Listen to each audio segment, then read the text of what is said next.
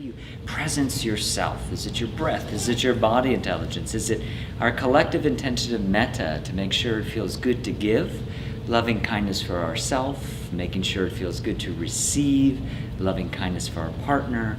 And as you're ready, let's begin with a little stalking tiger by alternate palm pressing on the inner ankles, and you can either create that lateral flexion, lateral rotation rather, of the ankles, or if they were healing in their knees, you would do more of a plantar flexion. We're gonna rock to the heels, the balls of the feet a couple times. You can continue bringing that stalking tiger up the shins, toward the knees, and we like to say that if your hands are moving, get your legs to move, so bending one knee and the opposite knee. Whenever you get to the knees, without rushing or slowing down, let's do simultaneous palm circling out a few times and simultaneous palm circles inward a few times. And instead of going all the way up to the hips, we're just going to stay at the level of the calves and rewind back down to the feet. It's just another variation. You don't have to go all the way up to the feet. You can still notice how you're still impacting the legs, the upper thighs, and hips, even at the lower limb. Great, and let's begin to move to the side of the table. We're going to do a stir the pot, where we draw the knee, and I like to do a flamingo stance. It's up to you.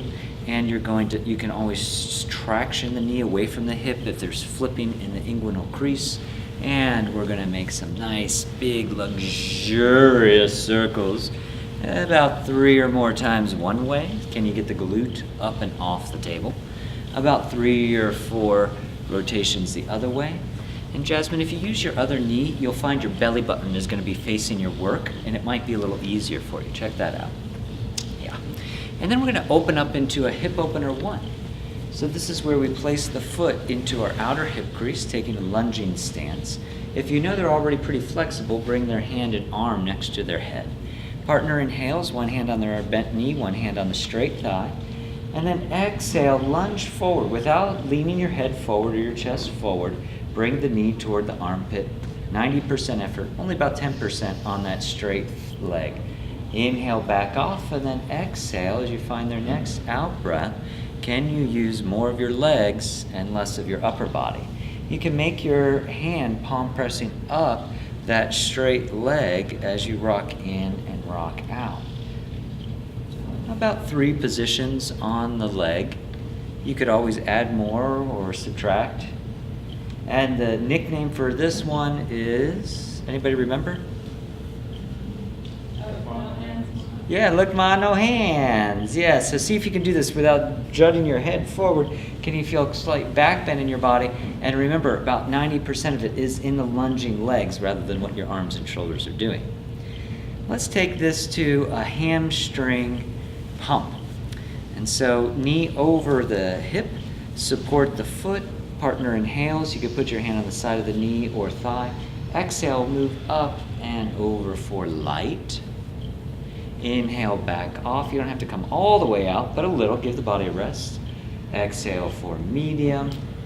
If you want a little more intensity, you could take your second hand, place it on the ball of the foot, and you could add a little dorsiflexion, and let's hang out there for one more bonus stretch. Are you finding their deep? Are you finding their Goldilocks pressure?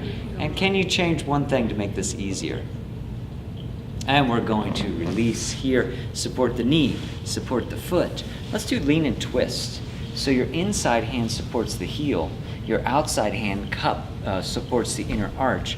About 50% traction the heel away from their body, and then 50% invert their foot, so their big toes coming toward their nose and the pinky toes coming toward your heart. You want to make sure you're not splaying the legs sideways, and you want to make sure that their toes are pointing toward the ceiling.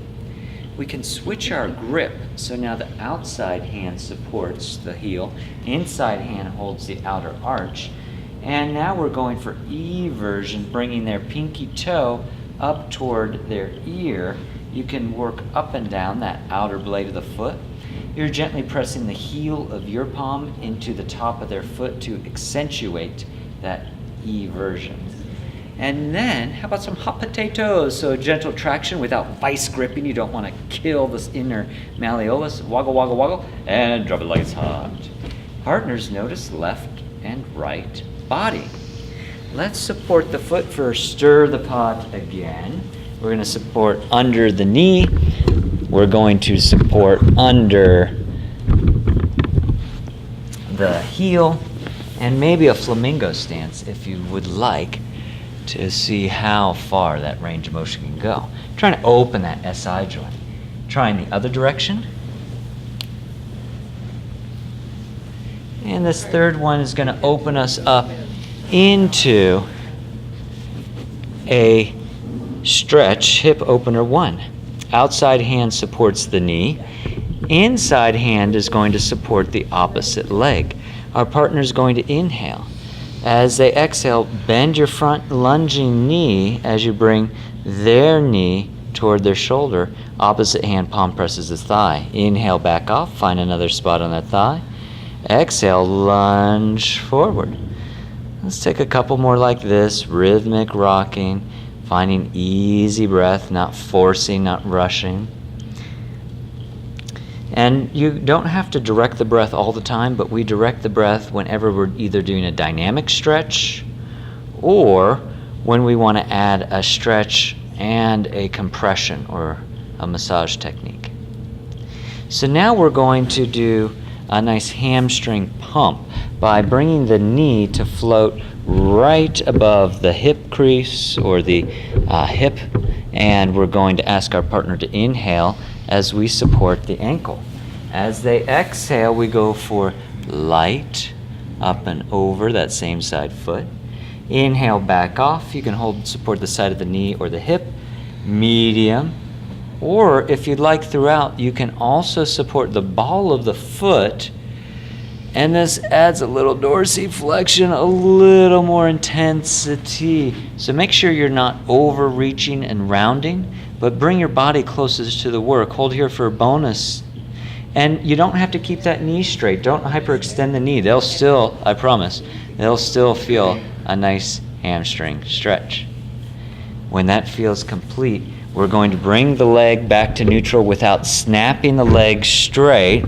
So please, no snapping the leg straight. Support for lean and twist. Your inside hand is going to cup the heel. Your outside hand is going to hold the arch. And we bring them into inversion. Traction the legs. So you want to see maybe the head does a gentle nod as you move up and down because you're tractioning the heel. And switch your grip now so that the outside hand is supporting the heel and your inside hand is supporting the lateral side of the foot. So instead of hunching or leaning back or twisting your body, see if you can have one foot forward, one foot back, and you're bending into your knees and straightening into your knees as you move up and down that foot for eversion. It does feel awkward to give, and it generally feels wonderful to receive. Woggle, woggle, woggle. Drop it like it's hot. Ha ha. Isn't that funny? Let's make our way to belly. We're going to do some diamond hands here. So we're going to create a diamond shape. Thumbs on the same side abdomen, fingers on the opposite, and we're going to gently move forward and back, taking the tissue. Let the sides of your hands support the sides of their belly, and we're going to play with the pace. So see if you can get the feet to shake or wag a little side to side. See if the head can. And notice if you feel like you're digging in with the thumbs or check in with your partner. Does that feel kind of equal from left to right with the pressure? Make sure you're not lifting the sides of your hands up or that'll feel pokey. And go as quick as you'd like for 5. Can you move their whole body from their core? 3. We skipped a number. Look at that. 2. And begin to slow it down. Great. Let's make our way to the head. And we're going to focus now more on the neck to help release the neck and the face. So let's begin with, we're going to do cervical press. So finding those 7 cervical vertebrae, start with C7. I'm going to press into C7, lift the body of the cervical up toward the ceiling, and release. And we're going to keep moving from C7 through C6, relaxing your own shoulder blades down and back. If you notice any tension in your body, see if you can smile into it. Free bonus feature.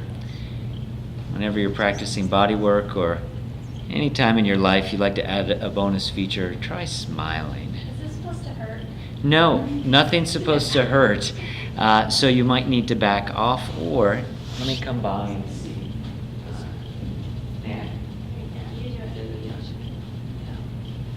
And if there, if this is an area of chronic pain, is that okay for you? Okay, so that gives that feedback.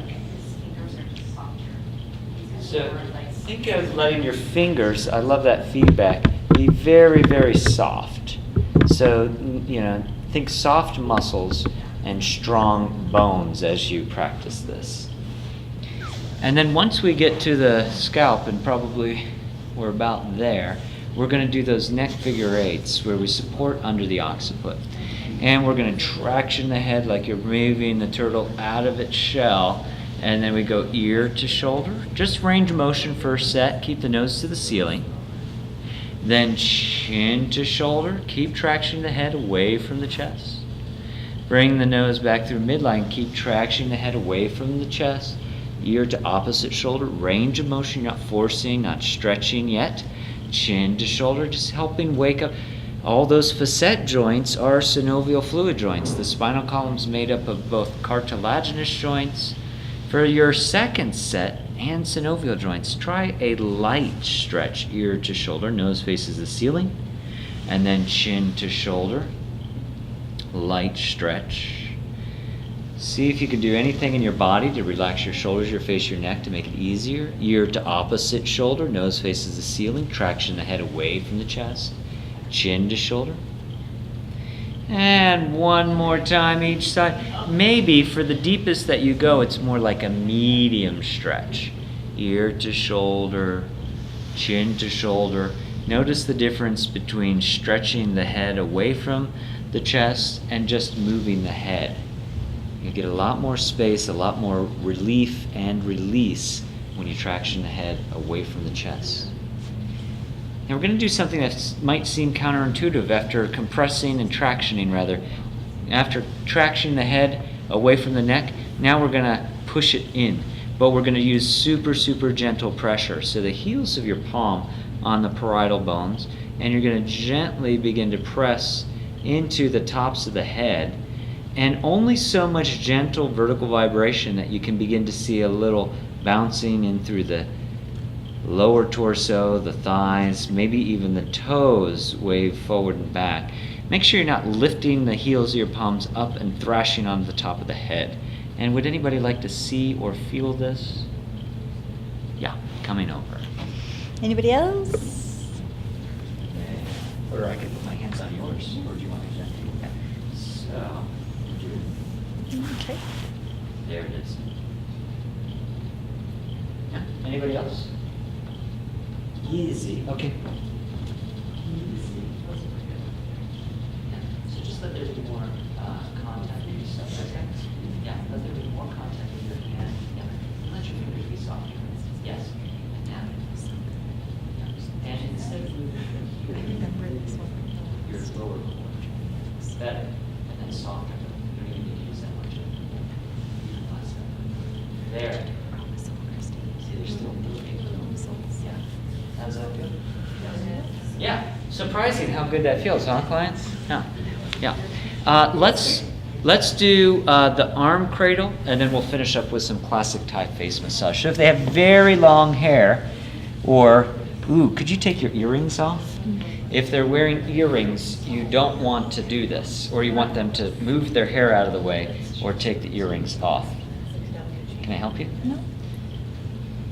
necklace probably off too. It depends on how dangly it is. If it could get caught, you probably want to move the necklace. You're okay with your necklace. So now, we're going to take our lower arm closest to the foot of the table when we're facing the body. We're going to push the back of the palm into the table, glide, slide under. Maybe you get to the elbow crease. That's nice. And then you're going to bring your hand out, keep your elbow close to the table, and then when you can, your fingers are going to scoop, scoop, scoop along the suboccipitals as you walk to the opposite corner of the table. Now face that opposite shoulder you're moving away from. Place one hand gently on the side of the cranium.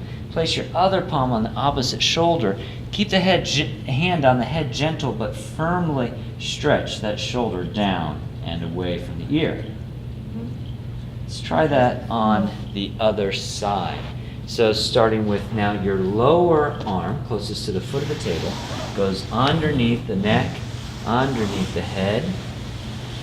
The head might move many times, that's fine. When you draw it out, then you're going to have your fingers scoop through the back of the head, the back of the suboccipitals to the side of the head. And then the opposite hand to the shoulder. Hand soft on the head and firmly stretch the shoulder away. Anybody like to see that or feel that? Yeah, it feels awesome. Great. Yum, yum, yum. I'm going to bring the head back to center. So, of course, you could repeat that 2-3 times. Just want you guys to get a sense of that. But we're going to make our way to Thai face massage. So, classically, they'll use the thumbs to move from the top middle forehead and firmly glide slide to the temples. When you arrive at the temples, you're going to more gently circle 3 times. Now, traditional is to use the thumbs. I like to use my fingertips instead, finger pads. See what works better for you. Second position is in the middle of the forehead. Glide, slide away from the center of the forehead till you arrive at the temples. Circle at the temples 3 times more gently.